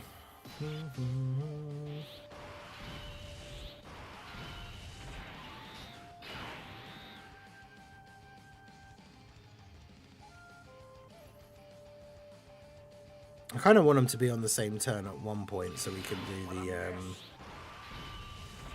do the Gogeta active skill to power up Yamcha. I do want to see that.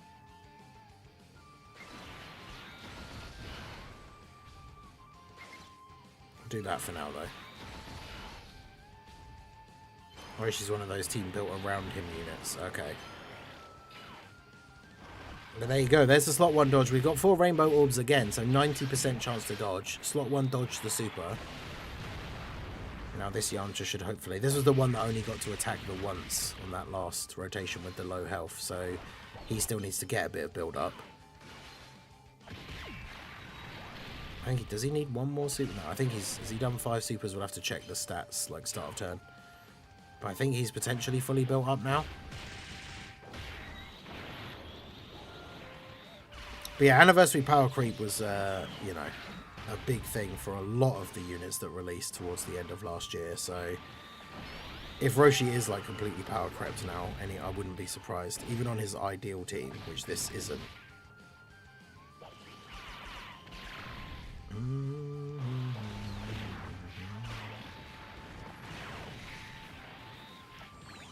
Final burst cannon. Are we going to finish him off this turn? Probably not. Again, it's going to be another weird low health thing.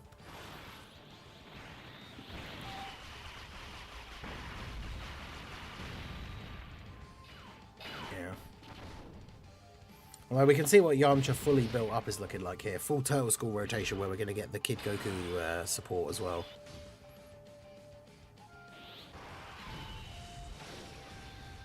Also, doesn't Roshi's active skill, is it a permanent...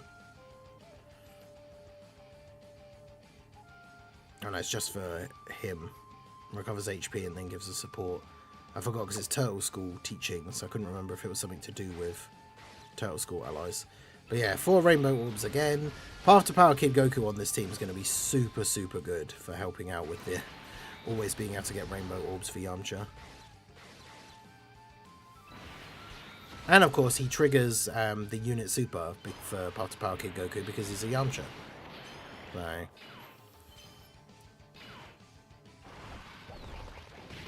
yeah, the super attacks performed is just for the dodging, isn't it? Yeah, it's he just needs to attack to build up. So both Yamchas should be fully built up now.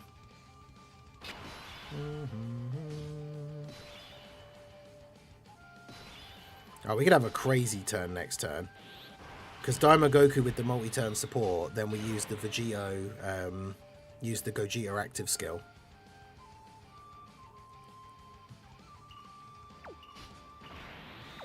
So his thing is, all movement damage within the turn attacks become guaranteed to hit. So they're not even like guaranteed. But he's attacked enough times, he should have guaranteed crits. So let's use that. Buckle up, buddy, because you're in for a real challenge. You're not gonna like this. Spirit ball.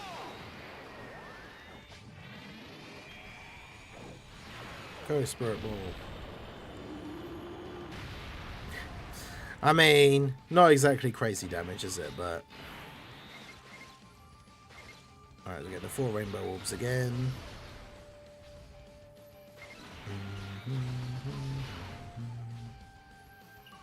I don't know if, to be fair, we don't need to see any other animations now, so let's just do this. Yeah, Tao's team, he could get Glorio support as well. Because, yeah, Yamcha is on the 220 lead for Tao. I don't have Tao. I think he's his only 220 lead. But yeah, I don't have Tao, so... there's the Yamcha coming in clutch. I mean, Yamcha's been doing his job, right? Because his main role, really, with this EZA, the way it plays out, if you're getting the Rainbow Orbs, is for him to dodge in slot 1. And then he gets off these attacks, ideally gets enough supers that he gets that dodge chance built back up. Because it's 10% per super, so he's at 60% chance to dodge now. But these are where it gets scary, if he gets turns where he just does a bunch of additional normals. It's okay, so we've got 1 more. So now he has a 70% chance to dodge. But remember, each super also greatly raises defense. So his defense is not bad. Oh, nice. We got the hidden potential. So now, yeah, he has 80% chance to dodge. And so, yeah, that's the goal. Like, this is what you want him doing, is you get enough Rainbow Orbs that he dodges all the attacks in slot 1. Then he does enough attacks that then he just continues to dodge all of the attacks after that. And then that's when he's going to look pretty good. But yeah, this next turn should be kind of crazy. The Daima Goku support carrying over. We'll use Roshi's active skill as well. Then we'll use Gogeta's active skill. Roshi potentially will then die after Yamcha attacks, but we'll get to see some funny numbers from Yamcha. An extra super from Goku as well. Yeah, this should be a pretty fun Yamcha turn. Oof. Daima Goku took a bit of a slap there. Okay, so I'm going to go ahead and use the Roshi active skill. That gives us a buff. We're going to use the fusion and use Gogeta's active skill.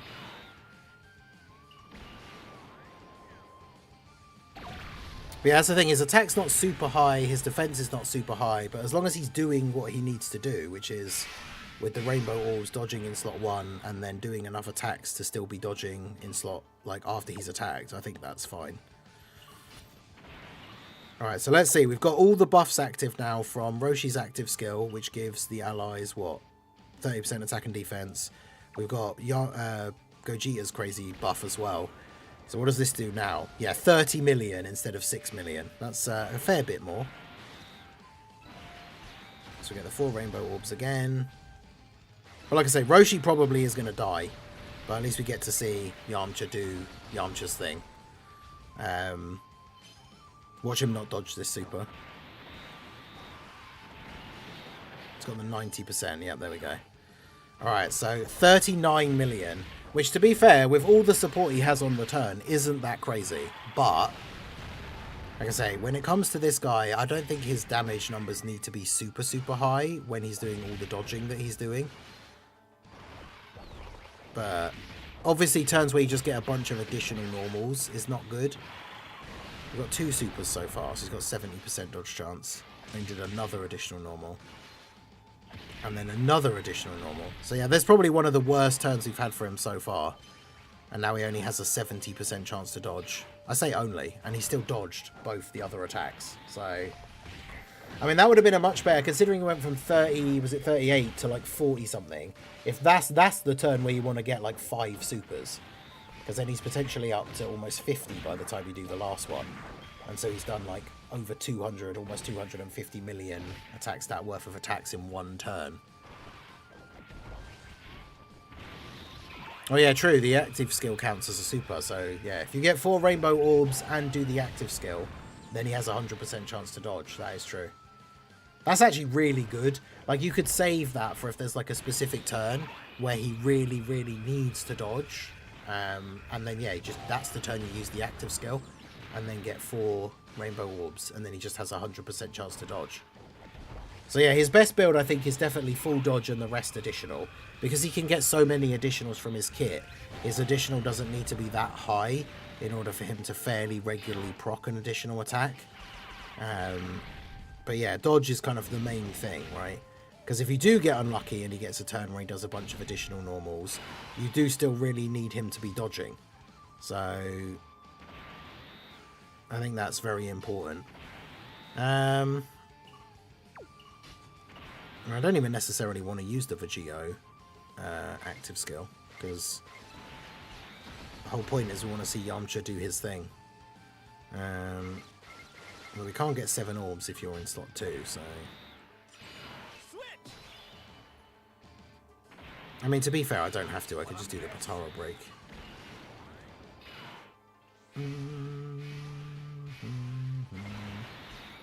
Grab those and then do that. But yeah, so far, I mean, I think Yamcha's good. I don't think he's, like super insane. He's not better than Tech Kale and Caulifla, but he's pretty good. 90% chance to dodge in slot 1, because he's consistently been getting these rainbow orbs. You obviously run rainbow orb changes with him, like the Path to Power Kid Goku, who is very, very good. Another very good EZA. So they combo together very well. But I mean, you can see his start of turn attacks are not the craziest. His first super attack here is only 12 million. But he greatly raises each time he attacks. And like I said, I don't think him having attack stats that aren't insanely high isn't a huge deal. Because throughout the course of this run, we have seen him do pretty much like what we want him to do, right? Which is pretty much just dodge everything. Except for the only attacks he hasn't dodged, he's taken double-digit damage. So the only bad thing is going to be if you go into one of the really hard bosses like Jiren and stuff like that. There's obviously any phase that cancels dodge is going to be a huge issue for him. So realistically, you just don't bring him into events that disable dodge. But against like hard-hitting bosses that do like 6 million damage supers, obviously if he doesn't dodge the super, he's going to die.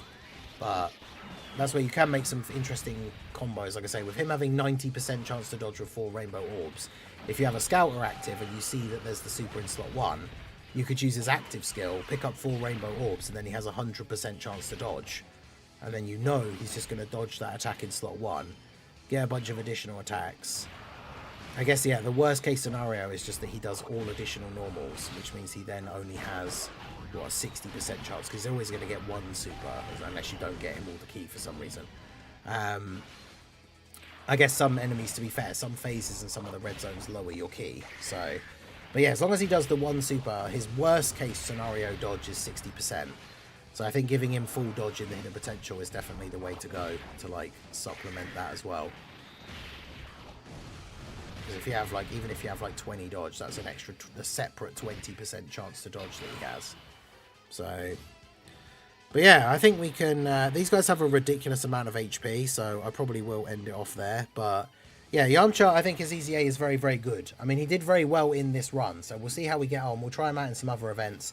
I still haven't done the Earthlings versus the Kid Goku Great 8 Red Zone mission yet, so probably going to do that with Yamcha lead, and we'll see how he does in that event. Like I said, he does have the potential. If he dodges an AoE, and then you put him in like slot 2, he could do even more attacks, because he's already getting the buff for having dodged an attack, and then he gets the extra attack from being in slot 2 or 3, so he could do like, end up doing 6 odd attacks in 1 turn. So, but yeah, that's going to be it for the video, guys. Let me know what you think of Yamcha down below in the comment section. Very solid EZA. Should be interesting to use on some of these teams. Like, they really have done a good job in this celebration with Tao and then TN. Like, they've made the Earthlings team very, very strong. So let me know what you guys think down below in the comments. So that is going to be it for the video, guys. This has been The Masked Ningen. Smash that like button. Subscribe to the channel if you are new. Check out the links down below. And I will see you all again soon. Have a good one. Okay, so there you go. That's the Yamcha showcase. Yamcha pretty good. He's okay, not as good as he should be, but you can make him work. I mean, that's the thing. Depending on the team you use him on, or the build that you use him on, him not doing that much damage doesn't really matter that much. Because, like, the only reason I didn't use the Vegito active skill is because it was a Yamcha showcase. But if we were trying to just beat the stage, like, I would have just used the Vegito EZA. And then, because Vegito gets his full lead, so, like, Vegito's on his team, Vegito would have just done an insane, like, run of damage on that last turn. And we probably would be, you know, on the cusp of like beating the event. So it doesn't really matter that Yamcha himself doesn't do crazy damage, because his team is definitely very good.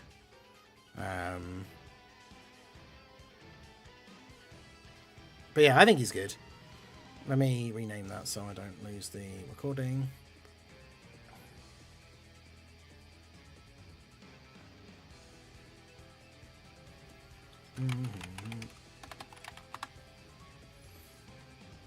Speaking of not doing damage, I wonder what they will do for the Chilai EZA. I mean, that's the funny thing. Like, people love that unit, and she does no damage at all. So, like,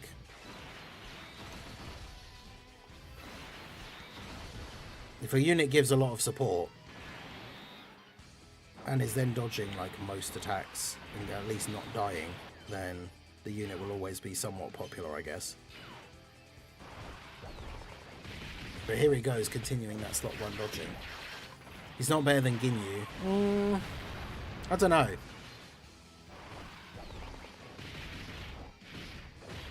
I think he is better than Ginyu, actually, to be honest.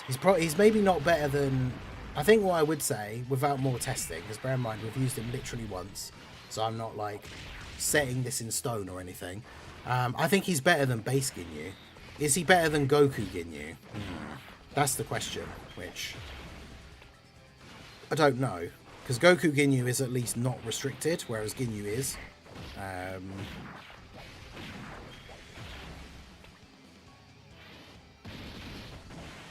Yeah, see, that's what I thought was going to happen earlier.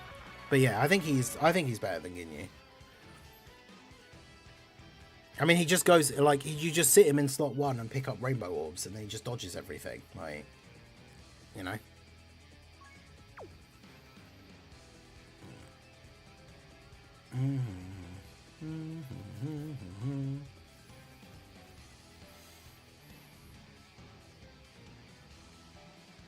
But yeah, that is true. Like, any team that Yamcha is on, you can use him on. Whereas any team that Ginyu is on, he will potentially be weak, depending on what the rest of the team build looks like. So it's kind of more situational, I guess.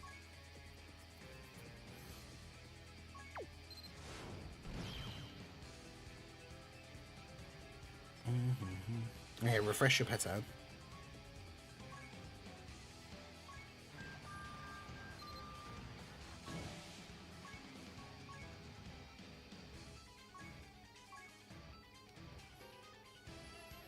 $29 out of 37.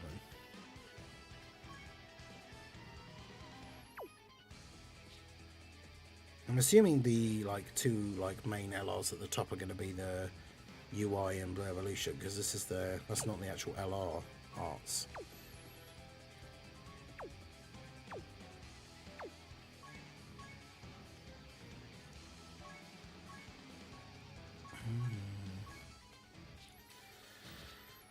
Okay.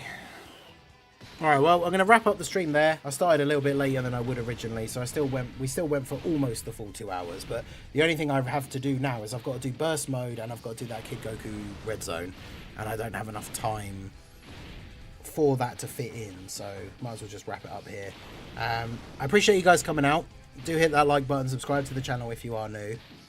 I would stream potentially a bit longer, but I've got a lot of stuff going on today, so hope you guys understand. Hit that like, subscribe, all that good stuff. Make sure you check out the Yamcha showcase when it drops, even if you were here for it on the stream, obviously, just so the video still does okay on the channel, because if it starts off slow, it potentially won't get picked up by the algorithm. So do click on it when it goes live, and leave me a comment. Let me know you were there on the stream. Let me know your thoughts on Yamcha over in that video comment section. But that is going to be it for the stream, guys. Make sure you like and follow, all that good stuff, and I will see you all again soon. Have a good one.